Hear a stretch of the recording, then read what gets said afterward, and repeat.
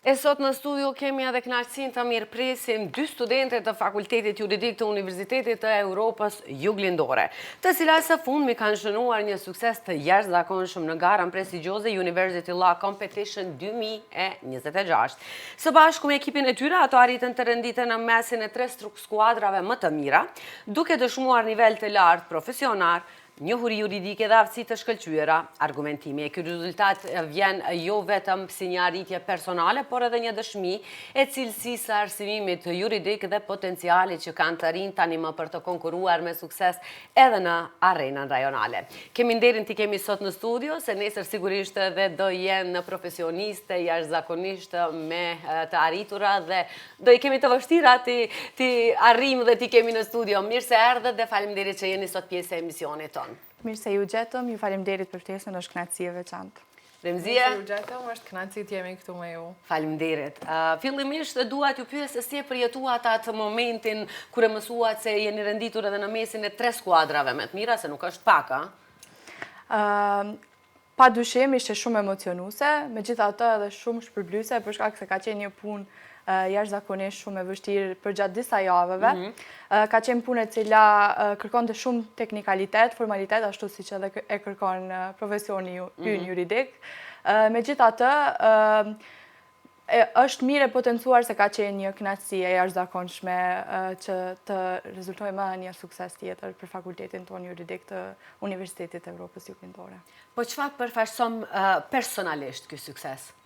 Atëherë, ky sukses për neve është, domethënë, edhe sukses të cilin ja dedikuam universitetit tonë dhe denjësisht e përfaqësuam atë në garat ndërkombëtare, po kjo ka domethënë të bëjë edhe me zhvillimin ton profesional dhe atë akademik gjatë këtyre viteve, të cilët jemi mundu vazhdimisht jemi në rrjedha dhe të merremi me aktivitete ngjashme ose të ndryshme. Si lindi ideja për të marrë pjesë pikërisht në këtë University Law Competition? Cilat doni? Nuk e kemi problem. Cilat të doni? Po, patjetër, procesi i aplikimit të përgjedhjes ka qenë i njëjtë për të dyja. Megjithatë, mund them se nuk ka qenë rastësishme një përgjedhje e tillë, për shkak se universiteti ynë monitoron suksesin e studentëve dhe një përgjedhje e tillë bëhet në bazë të arritjeve ose sukseseve të njëpasnjëshme të tyre. Mund të themi se universiteti dhe në përgjithësi kuadri i studentëve ose kolegëve tanë të juridikut është një kuadër i jashtëzakonshëm, megjithatë ndonjëherë mund të them se kurajoja për të aplikuar ose për të marrë vendosmërinë për të marrë pjesë në një format të tillë është ajo që e bën diferencën. A ishte e vështirë të përzgjidhesh si pjesë e përfaqësuese në këtë event? Ishte e vështirë, pasi që e ceki edhe kolegja, ka shumë konkurrencë, bëhet fjalë për një garë mbarkombëtare, ku ka pas përfaqësues të universiteteve nga Republika e Maqedonisë së Veriut, ku ne ishim si përfaqësues, nga Republika e Kosovës dhe Republika e Shqipërisë. Përgjedhja u bë domethënë të studentët të cilët kanë qenë vazhdimisht të suksesshëm në zhvillimin e tyre akademik dhe besoj që ka pas shumë konkurrencë të madhe. Po më thoni shumë shkurta, mund të na e shpjegoni pak çfarë është gjykimi simuluar dhe si zhvillohet ai? Tani pak dua të futem edhe në pjesën e juridikut, ha? A e keni të vështirë? Po, jo, as pak. Një zëri, as pak, masa të mira jeni. Hajde. Faleminderit. Po, pra një gjykim i simuluar ose ndryshe me term juridik njihet si moot court competition. Është një gjykim i cili u përket studentëve të juridikut, i organizuar në këtë rast nga Fondacioni Halimi në Tiranë me fondet të ambasadës së Holandës. Ky gjykim i simuluar e ka përkatësisht këtë term për shkak se emitohen seanca të juridikut në raste të ndryshme, në fusha të ndryshme të juridikut, po ashtu para një jurie ekspertësh ose gjyqtarësh të cilët vetë kanë eksperiencë të gjatë po në juridik, do të thotë në fusha të ndryshme. Studentët e përgjedhur ose përfaqësuesit në këtë rast, para kësaj jurie argumentojnë çështje juridike të cilat paraprakisht punohen në seancat të shkrimit, në të cilat do të thotë është një punë e gjatë ku pastaj duhet të kualifikohesh për pjesën e fazës të argumentimit oral. Duhet ta potencoj se në këtë rast do të thotë ULC ose University Law Competition është e emituar edhe para një televizioni në Shqipëri, kështu që sot nuk e pas kemi problema as pak. E kemi kaluar atë pjesë, besoj.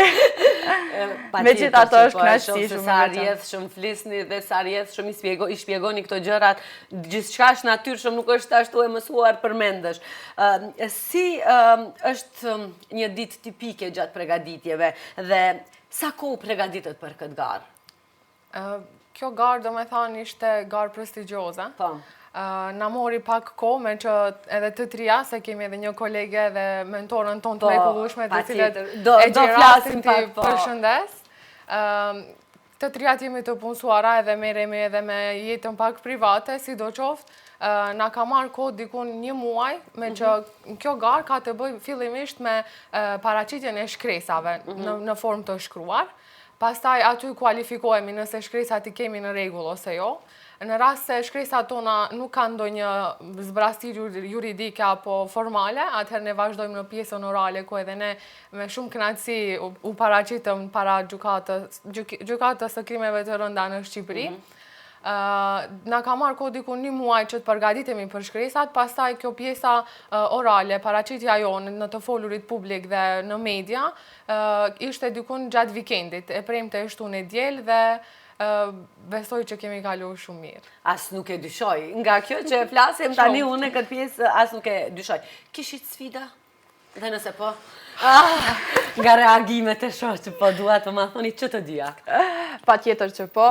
Sa është përblyse, megjithatë gjatë pjesës punimit, si gjatë shkresave ashtu edhe gjatë pjesës së argumentimit oral, ka vështirësitë e veta. Padyshim mund të them një nga to është përballja me legjislacione të ndryshme, për shkak se ky lloj formati është host apo është një koqir për disa universitete nga rajonet shqiporëse, duke përfshirë legjislacionin e Shqipërisë, atë të Kosovës dhe Tynin, me cilin jemi familiarizuar, të Maqedonisë së Veriut. Do të thoja vështirësitë janë të shumta, por do ta veçoja pak më shumë si një juriste e arshme këto të përballjes me legjislacione të huaja do ta potencoja në këtë rast. Remzie, po ti? Sfiduesi ishte aq shumë për ne, me atë e cekje dhe kolegja, njohja me legjislacionet e huaja është pak sa e vështirë, sidoqoftë si cili universitet, për shembull ne që kemi qenë përfaqësues nga Republika e Maqedonisë së Veriut, kemi pas 4 raste të cilat nuk kanë të bëjnë me legjislacionin tuaj, kanë pas të bëjnë me legjislacion nga Republika e Kosovës dhe Republika e Shqipërisë. Mendoj që sfiduese ka qenë pa marrë parasysh edhe pjesa e shkresave, po edhe ajo orale, po për mua më sfiduese ishte pjesa orale, ku edhe shumë shpesh me vajzat ishim konfuze, duke pas parasysh se kishim në përballje edhe universitete nga Republika e Shqipërisë, edhe ne e dim pak a shumë se në oratori ato nuk kanë asnjë farë pengese, sidoqoftë ja arritëm bashkarisht po në që nuk u punë po pengese dhe për juve. Po, nuk ka qenë as... Kështu që kur dëshiron, gjithçka është arritme, nuk kemi hapësirë të gjejmë arsyetime. Sa presion gjenit gjatë përgatitjes dhe për përfaqësimin e një universiteti, si që është Universiteti Europës Juglindore, është një universitet me renome, me emër. Po ashtu edhe vendin tonë ju e keni përfaqësu. Kjo për juve është një barë, është një stres më i madh, është edhe një presion. Sa ishte ky presion të ju i ndjeshëm, apo e kishit vetëm nga brenda dhe kur mbaroi gjithçka u liruar? Patjetër, presioni është i vazhdueshëm, do të thoja ato që e potencuat edhe më herët, asgjë nuk është e lehtë. Megjithatë, ajo që ndihmon është zhvillimi i mendimit kritik, argumentimi, përgatitja, do të thoja, përgatitja sidomos ajo që edhe na është vlerësuar gjatë emitimit të seancave, ka qenë bashkëpunimi në ekip apo bashkëpunimi grupor, kështu që po, presioni ka qenë i vazhdueshëm për shkak se do të thoja edhe si do të thot profesionistet e arshme të këtij profesioni, dua ta potencoj se është jashtëzakonisht shumë e rëndësishme që preciziteti në rastet juridike, është jashtëzakonisht e rëndësishme që të jesh sa më preciz, të mbështetesh sa më shumë në fakte, për shkak se një s'ka hapësirë për gabime. Sidomos edhe për supozime do të thoja, për shkak se ne gjatë emitimit të seancave kemi luajtur dy rolet, atë të paditësit dhe atë të mbrojtjes, kështu që edhe alternimi në mes të këtyre roleve, një herë si paditës me atë qasjen pak më agresive, një herë si mbrojtës me atë qasjen e mbrojtjes, po, eksakt. Çfarë rast juridik trajton të gara dhe sa kompleks ishte ai? Atëherë Ceka edhe pak më parë kishim 4 raste, do me thonë kishim raste të marrë nga fusha e drejtës penale, civile dhe asaj tregtare. E potencoj kolegja që kemi qenë në disa raste, 2 raste konkretisht kemi qenë palë mbrojtëse dhe në 2 raste kemi qenë palë paditëse. Cila jo duk më sfiduse, më interesante? Pala mbrojtëse. Ishte pak më e vështirë me që në 2 raste që ishim palë paditëse, kishim hapësirë dhe me argumente juridike të bindim jurin, edhe është pak sa më e vështirë me që ke fakte edhe pak më e letë me që ke fakte edhe duhet t'jesh më e zëshme në këto raste, po kur t'jesh palë mbrojtëse duhet të gjesh pak argumentet kundërta edhe më stregohesh atë tregohesh pak më e qetë, më empatike, të pranosh edhe faktet të cilët i paraqet edhe pala tjetër, po duke u mundu që ti kundërshtuar. Gjithmonë ta gjesh atë kundërshtimin. E përmende flutura edhe punën ekipore. Sa është e rëndësishme puna ekipore në arritjen e një rezultati të tillë? Puna ekipore do të thoja është një nga do të thotë detajet më të rëndësishme gjatë kësaj gare, ose edhe garat e tjera të këtij formati, për shkak se është jashtëzakonisht shumë vlerësohet koordinimi në mes anëtarëve të ekipit. Këtu duke potencuar se gjatë emitimit të seancave nuk është vetëm një anëtar i cili do të thotë del para jurisë, siç do të ishte ndoshta në një seancë të jetës reale, qoftë ajo palë paditëse apo palë mbrojtëse, varësisht prej rastit. Kështu që padyshim vlerësohet jashtëzakonisht shumë, do të thoja shumë e rëndësishme ajo koordinimi dhe do të thotë paraqitja e fakteve në mënyrë një zëri ose ashtu siç edhe jemi mësuar deri tash të kemi koordinim të vazhdueshëm. Vazhdueshëm. A kishte momente gjatë garës kur menduat se situata po bëhet më e vështirë? Kishim momente, po jo edhe aq shumë, me që ne kishim koordinim mjaftueshëm të madh. Edhe besoj që pikërisht për këtë arsye u vlerësuam shumë pikë pozitive nga juria profesionale të cilët ishin gjykatës profesionale të fushave të ndryshme. Sidoqoftë vështirësi kemi pas kur kemi qenë palë mbrojtëse, me që në rastin se që i kemi përgatit shkresat tona. Në pjesën orale, ne është dashur që gjatë transmetimit apo pjesës orale para jurisë profesionale dhe duke u ballafaqur me universitetin tjetër përba, ka qenë që ne mos të dalim jashtë nga shkresa, po në një rast të cilën çdo ditë e më shumë e diskutojmë, ishte kur ne ishim palë mbrojtëse dhe palat kundërshtare na parashtroi pyetje, me që kishim hapësirë të parashtrojmë pyetje njëra palat tjetra. Na u parashtroi një pyetje e cila kishte të bëjë jashtë shkresave të cilët i kishit planifikuar. Edhe pikërisht për këtë ne morëm edhe pikë pozitive, kurse ata nuk vazhduan garën, me që i dolën nga rregullat të cilët janë parashikuar. U diskualifikuan. Fatmirësisht. Për juve, fatmirësisht. Për ne, fatmirësisht. Çka është më e rëndësishme në këto garë? Pjesa teorike apo aftësia praktike? Do të thoja një kombinim i të dyave. Padyshim, pjesa teorike është jashtëzakonisht shumë e rëndësishme në këtë do të thotë këtë format, po gjithashtu edhe në këtë profesion, për shkak se siç e potencuam, është ajo pjesa e shkresave, e cila vetëm më përcakton fatin se a do vazhdosh më tutje ose jo si ekip. Si pjesa e parë, ajo po. Padyshim që po. Megjithatë, duhet ta potencoj se argumentimi oral, zhvillimi i mendimit kritik, oratoria, të gjitha elementet të cilat përbëjnë një do të thotë një përfaqësim para një jurie të tillë, janë po ashtu shumë të rëndësishme. Mund të thoja se kjo në fakt jep një lloj pasqyrimi të asaj se me çka do të përballesh si juriste e arshme, për shkak se ti vese e heq atë stresin e prezantimit para një jurie si seancë e emituar profesioniste. Përmendet jurim profesioniste që kanë qenë edhe gjykatës real në fakt, apo? Nëse nuk jam gabim. Si reaguan ata ndaj argumenteve tuaja? Të tre ishin jashtëzakonisht të mrekullueshëm edhe mu mundonin që të arrinë edhe të na kuptojnë, sidoqoftë kishim shumë lëvdata me që ne ende jemi në zhvillim akademik dhe nuk kemi kaluar në atë zhvillimin profesional. U munduan edhe në shumë raste që të na ndihmojnë, të na sqarojnë, me që unë e ceka edhe më herët kemi pas përballje me universitete nga rajone të tjera, si Republika e Kosovës dhe ajo e Shqipërisë. Dhe mendoj që na kanë ndihmu shumë paraqitja atyre, duke na motivuar për çdo seancë, edhe në momentin që e mbaj mend tash në paraqitjen e fundit që kishim, ku edhe u diskualifikuam, mos vazhdojmë për të arritë më shumë vendin e dytë ose atë të parë, ishte pikërisht ajo paraqitja e juristë, të cilët na thanë që të gjitha universitetet jeni të mrekullueshme, të gjitha studentët jeni duke u zhvillua edhe në mënyrë profesionale, sidoqoftë aty ka pas pak bën edhe çështje fati, edhe mënyrën se si ata janë paraqit te ne, na kanë bërë që ne mos do shprohemi, se realisht gjithë ajo përgatitje edhe në fund mos kualifikohesh në një vend më të mirë, sidoqoftë ne jemi në top 3 dhe jemi... Edhe kjo nuk është pak, të lutem, po. Çka mendoni se e dalloi ekipin tuaj?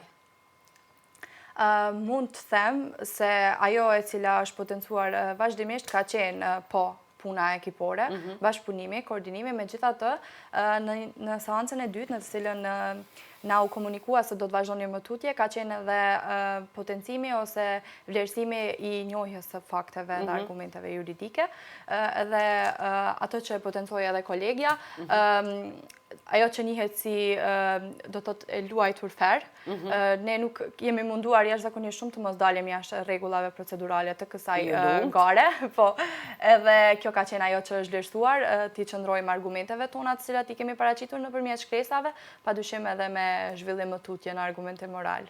A keni mësuar diçka për veten gjatë përgatitjes së kësaj gare, gjatë kësaj gare? Ndonjë vlerësim kritik keni marrë për veten, thjesht e keni marrë si anë pozitive, okay, këtu do përmirësohem, këtu më duhet të lëshoj më shumë pe, këtu duhet të bëj më mirë. Keni mësuar diçka? Pikërisht nga këto gara kemi mësuar shumë. Personalisht unë pikën të cilën e kisha të dobët gjatë gjithë karrierës time ishte paraqitja në publik, në të folurit publik, me që e kisha të vështirë të menaxhoj emocionet, edhe atë e kam dita ditës edhe çdo ditë ka shku të ushtu kjo emocion, sidoqoftë kisha frikë në paraqitjen e parë, në rastin e parë, po unë mendoj që në momentin që kemi marrë rolet tona dhe secila i kishim hapësirën të paraqitemi para jurisë dhe para universitetit përballë, kemi hyrë në rolet tona, në qoftë ajo në rolin e avokates apo prokurores, dhe besoj që në ato raste, edhe togat kur i kemi mbath, dhe më thonë kanë qenë... Ajo ka qenë pjesa më nuk di si të më jashtëzakonisht, edhe në ato moment, jemi qetësu dhe kemi thënë, okej, tash ne jemi në rolin ton dhe ne do vazhdojmë gjitha emocionet, gjitha streset me që luftonim që të shkojmë... Që ta fitojmë rastin. Të fitojmë rastin dhe të shkojmë tutje. Unë nuk e di atëherë, po tani e kemi menaxhuar shumë mirë dhe po flet jashtëzakonisht shumë bukur dhe nuk ndjehet ai emocion që thua se e ke pas. Flutra, cili ka qenë momenti që ti e ke mësuar për veten gjatë gjithë këtij rrugtimi? Po, do të ndohet ta potencoj, kjo ka qenë eksperjenca ime e tretë në format të tillë, pra moot court apo gjykim të simuluar. Eksperienca ime e parë ka qenë në vitin e dytë të studimeve të Fakultetit Juridik, ku edhe rezultuam si vendi i parë në ULC University Law Competition të vitit 2024. Pra, pastaj kishim edhe një eksperiencë tjetër në do të thuaza ndërkombëtare, ajo ka qenë para gjykatës ndërkombëtare në Nuremberg, një vend me histori jashtëzakonisht shumë të rëndësishme, ku janë gjykuar edhe kriminalet naziste asaj kohe. Kjo ka qenë po ashtu para një jurie profesioniste, e cila më dha jashtëzakonisht shumë vetbesim në atë kohë. Po ashtu isha në vitin e dytë, në fundin e vitit të dytë të studimeve, për të mos limituar veten. Shumë shpesh si student edhe si profesionist, ndoshta do të thoja, diçka që kam vërejtur është se i vendojmë disa limite vetës. Mund të them se përballja në një format të tillë është ajo e cila të jep vetbesim edhe të bën të mendosh se ajo shpreha e famshme, the sky is the limit, ose qielli është limiti. Fix. Përmendëm në fillim me dhe mentoren. tuaj, Vedie Heret Kocerin, të cilën e përshëndesim dhe e falenderojmë për punën e palodhshme që e bën për gjeneratat e reja të cilat i profilizon për të qenë juriste profesioniste. Më thuaj, sa ju ka ndihmuar mentorimi i profesoreshës Vedie Heret Kocerin? Të shfrytëzoj rastin edhe ne ta përshëndesim, ka qenë jashtëzakonisht mbështetëse dhe dua ta potencoj atë që nuk ka qenë mbështetëse vetëm në këto gara, e kemi pas profesoreshë të cilën vazhdimisht edhe gjatë periudhës së studimeve na kanë ndetë mbrapa dhe vazhdon ende të na përkrah. Mendoj që profesoreshën Vedi unë e kam potencu si qelsin e kësaj suksesi, me që vazhdimisht ka qenë afër neve, e si në pjesën e shkresave, ashtu edhe në pjesën orale, dhe momentin e fundit që asnjëherë nuk do të harroj është momenti kur u paraqitëm në rastin e tretë, edhe aty kualifikoheshim të vazhdojmë për të luftuar për vend të parë ose të dytë. Ishte pikërisht ne të trijat ne si jurist ose si profesionalitetet të cilët do t'i fitojmë në të ardhmen, pak a shumë e dim që në fillim se rasti a do të fitohet ose jo. Pavarësisht çështjes fatit, pak edhe atyve sekondave të fundit ku mund të nxirresh. Te rasti i tretë e dinim që do ta kemi të vështirë të kalojmë, sidoqoftë ishte ajo pikërisht profesoresha jonë e mrekullueshme, profesoresha Vedie Heret Koceri, e cila deri në moment fundit na përgatiti mirë, na ndihmoi që të dalim edhe na motivoi pavarësisht asaj që tha humbim apo fitojmë, ju do të jeni fituese gjithmonë. Cila ka qenë këshilla më e mire e saj që juve ju ka mbajt në gjithë të rrugtim? Mund të potencoj se gjatë këtij rrugtimi, por edhe si që potencoj kolegja, ka qenë shtys shumë e madhe profesoresha jonë Vedie Heret Koceri, për shkak se ka profesor jashtëzakonisht shumë të mirë, ndër të tjerat, mirë po ajo që e bën diferencën është një profesoreshë në këtë rast, e cila përtej do të thotë auditoriumeve ose klasave, është ajo e cila të shtyn. Këshilla e saj do të të vazhdueshme është të besosh gjithmonë vetvete, të mos limitosh veten, ta bësh punën, rezultatet i takojnë, do të thotë, pa dyshim punës mirë po edhe rrethanave ndonjëherë. Ajo është e cila pak nga studentët ose kolegët tanë mund ta heq presionin kur merr pjesë në gara të tilla. Ku e shihni veten për 5 apo 10 vite në këtë sferë? Të dyjave dua t'ua bëj këtë pyetje. Pikërisht to gara ndihmuan që të zgjedh atë pjesën se ku unë dua të vazhdoj në të ardhmen dhe vetëm pas 5 ose 10 viteve e shoh si një prokurore ardhshme duke punuar dinjësisht. Do ta kemi parasysh. Flutura? Po ashtu, eksperiencat e tilla më kanë bërë të pak më shumë të orientohen drejt asaj që dua. Unë pas do thotë disa viteve e shoh veten si një profesioniste juriste, për shkak se edhe do thotë kjo gara e fundit ka qenë afër diplomimit, ne jemi në prag të diplomimit. Po ashtu edhe duke zhvilluar rrugtimin tim akademik të më tutjeshëm, vazhdimi i studimeve master edhe do thotë vazhdimi më tutjeshëm akademik. Nëse nuk jam gabim, ky sukses juve ju ka siguruar edhe një vizitë studimore apo në gjykatën europiane për të drejtat e njeriut në Strasburg. Po. Apo? Mirë që kam informuar. Çfarë prisni më shumë nga kjo përvojë? Do thotë ne në Strasburg do shkojmë në korrik të këtij viti. Unë mund ta potencoj se Strasburgu për profesionist, do thotë jurist të tillë, është një ëndër e cila do thotë pasqyron shumë drejt realitetin juridik. Është një institucion i cili ka për të ofruar shumë, edhe padyshim do thotë vizita studimore të cilën do ta zhvillojmë, do jetë ndoshta një pasqyrim pak më i realt në ato se çka konsiston në profesionin e tillë. A mendoni se studentët Maqedoninë e Veriut kanë mjaftueshëm mundësi për të zhvilluar në nivel ndërkombëtar? Unë mendoj që mundësit i kanë, po sidoqoftë kjo mvaret pak edhe prej personaliteteve dhe mund themi që nuk është edhe lehtë të marrësh pjesë në gara ndërkombëtare, apo sidoqoftë edhe nëse nuk janë gara apo ndonjë aktivitet të tillë.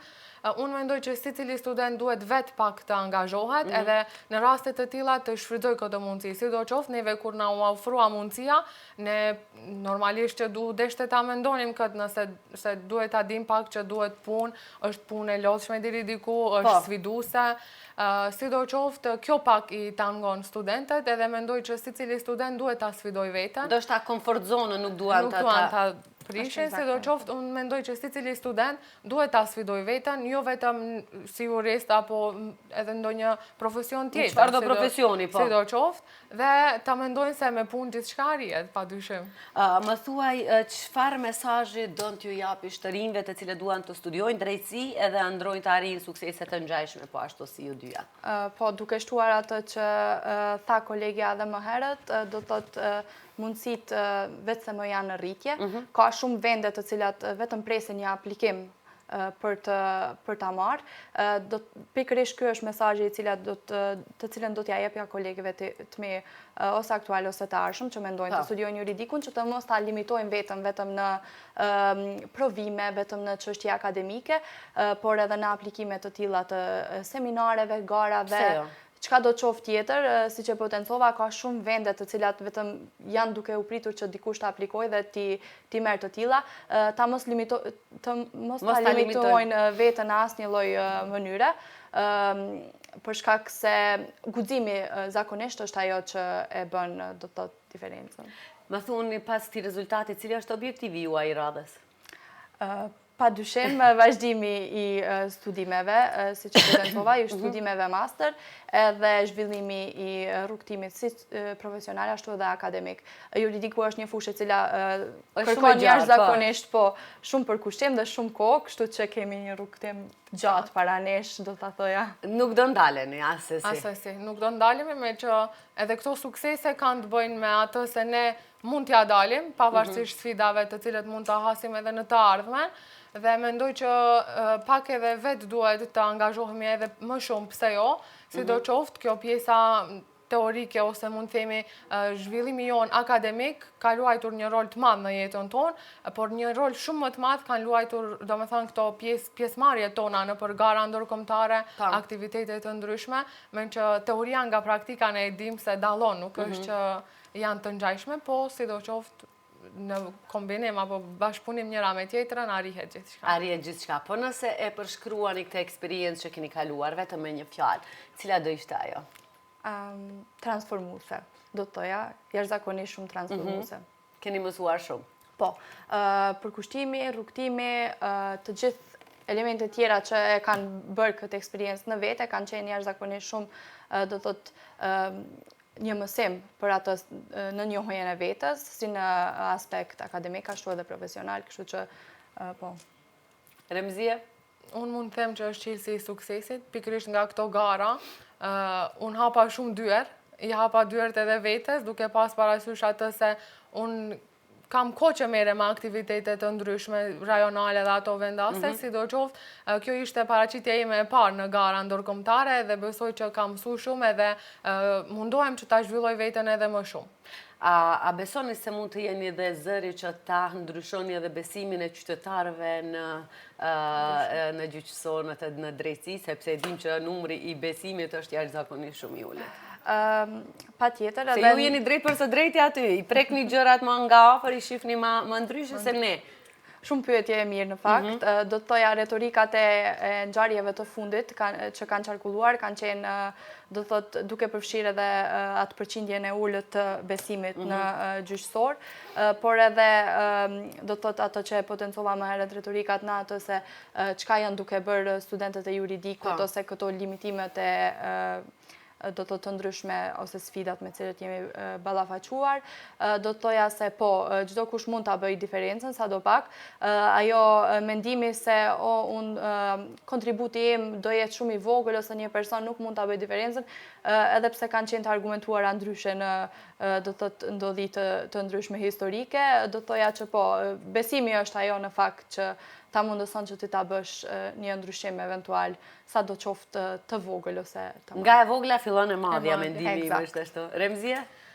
Mendoj që tash është koha që qytetarët fillojnë dhe të besojnë, me që duke pas parasysh që në fillimet tona ne mundohemi që të arrijmë sa më shumë, sidoqoftë nuk është edhe aq e lehtë të besosh edhe në gjyqësor, me që në raportet e fundit thuhet se qytetarët besojnë vetëm 2% në gjykatat e tona.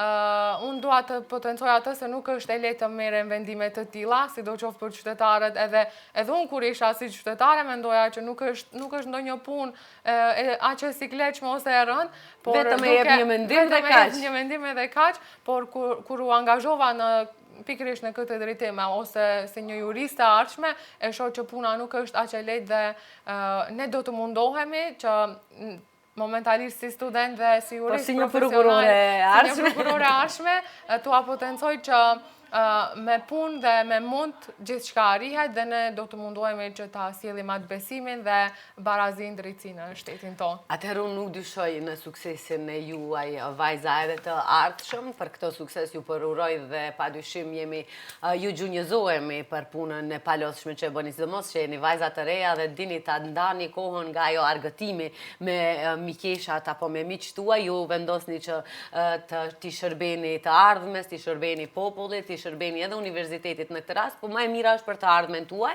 Ju urojmë shumë suksese në këtë rrugtim dhe padyshim dyert tona janë gjithmonë të hapura për të premtuar dhe për të festuar sukseset tuaja. Ju falemderit shumë për mbështetjen e aftesën, ka qenë kënaqësi e veçantë. Patjetër edhe Ju jone. falemderit shumë, ishte kënaqësi, uroj që vetëm për suksese të takohemi. Faleminderit shumë.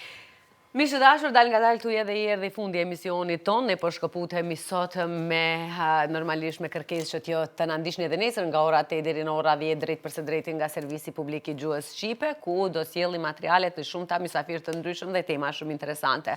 Unë ju uroj një ditë të bukur, një ditë për plot energji pozitive dhe më e rëndësishmja, një mirëqenie të shëndoshe. Deri nesër mirëmbëqit dhe miru takofshim.